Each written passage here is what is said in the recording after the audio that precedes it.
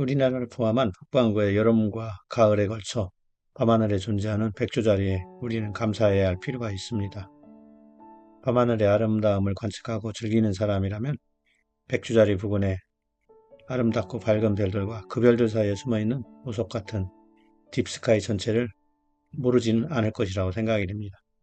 광시야 관광렌즈를 연결한 DSLR 카메라만으로도 백조자리를 포함한 은하수의 멋진 풍경을 담을 수가 있습니다. 주간의 풍경과는 촬영법도 다르고 촬영 조건도 다르지만 촬영된 결과물을 보면 아무나도 얻을 수 없는 사진을 얻었다는 느낌으로 너무 만족스럽고 뿌듯한 느낌까지 갖게 하는 것이 바로 밤하늘의 풍경 사진일 것입니다. 이런 의미를 담아서 이번에 백조자리가 표현된 티셔츠를 만들어 봤습니다. AI 모델에게 입혀봤는데 나쁘지 않은 것 같습니다. 백조자리에는 딥스카이 전체를 사진에 담기 위해서는 초점거리가 짧은 망원경이 유리합니다. 그 이유는 이 지역에 있는 성운들이 겉보기 크기가 크기 때문입니다. 저는 전체 사진 촬영 및 교육을 위해서 충북에 있는 소백산 천문대 여러 차례 다녀왔는데 여기서 촬영한 백조자리 부근의 사진과 이곳의 하늘 상태 그리고 촬영 조건에 대해서 간단히 소개하려고 합니다. 소백산 천문대에 접근할 때 가장 큰 문제점은 특별한 경우를 제외하고는 차량을 가지고 갈 수 없다는 것입니다.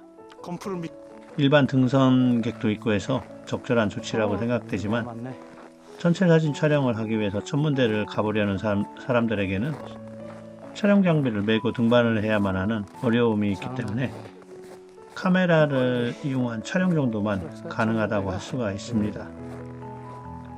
저의 경우는 아마추어 천문학회 천문지도사 교육 때문에 차량 사용의 허락을 받아서 사륜구동 자동차로 올라간 적이 있었는데 어렵게 올라간 것에 비해서 하늘이 좋지 않아 좋은 천체 사진을 건지는 데는 실패했었습니다. 여러 차례 이곳에 왔었는데 한 번도 좋은 하늘을 경험하지 못했고 단양지방의 광해도 좁지 않아서 좋은 기억이 별로 없는 장소이기도 합니다. 이곳에서 DSLR 카메라와 렌즈로 촬영한 이 영상을 보면 이곳의 하늘을 대략 짐작할 수가 있습니다. 지평선 부근으로 광해가 많이 올라오고 있는 것을 볼 수가 있어요. 지금 보는 것은 서쪽 방향인데 이 방향에도 광해가 적지 않다는 걸 알 수가 있습니다. 수백산 천문대 앞마당에서 촬영한 은하수인데 시그마 35mm 렌즈에 풀프레임 DSLR 카메라인 캐논 6D를 사용했습니다.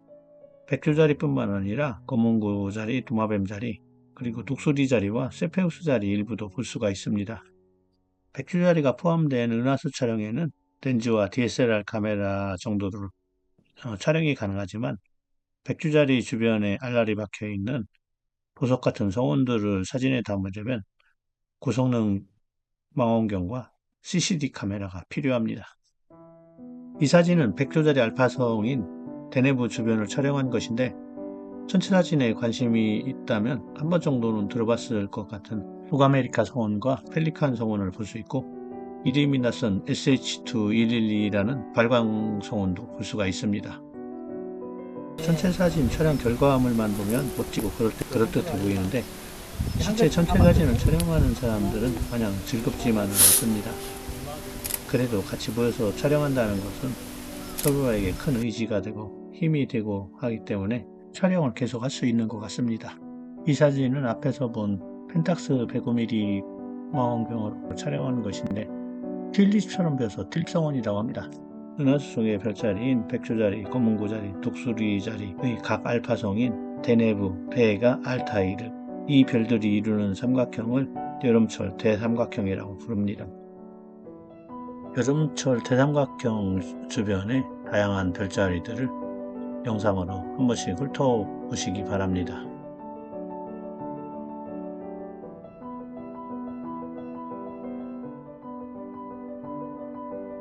제가 만든 티셔츠에서도 백조자리를 찾을 수 있는지 한번 찾아보시기 바랍니다. 다음 영상으로는 전갈자리 주변을 다뤄보겠습니다.